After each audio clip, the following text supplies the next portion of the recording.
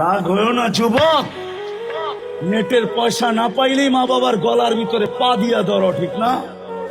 হ্যাঁ, প্রবাসে বাপ থাকে, মাস যাইতে না যাইতেই ফোন শুরু হয়, 6 মাস পর পরই বায়না ধরা হয়, নতুন ব্র্যান্ডের মোবাইল আসছে, বন্ধুদের হাতে আছে, আমার হাতে না থাকলে কেমনে? বাইক কেনার জন্য বাপকে পাগল বানায় ফেলে, ঠিক না? হ্যাঁ, রাগ হয়ে গেল, বাপকে অকথ্য ভাষায় গালাগালি করে বাইক কিনা না দিতে পারবে।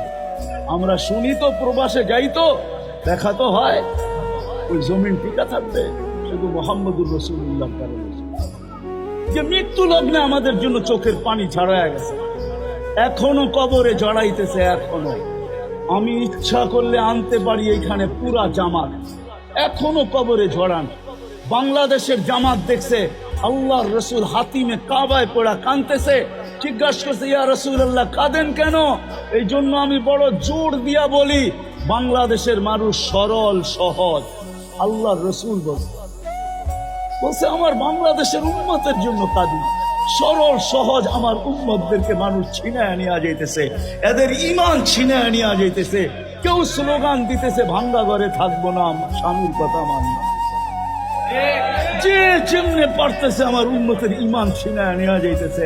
এই জন্য আমি কাঁদতেছি, এখনো কবরে কাঁদে। ওলামা বলুক কাঁদে কি কাঁদে না, কিয়ামতের দিনও কাঁদবে।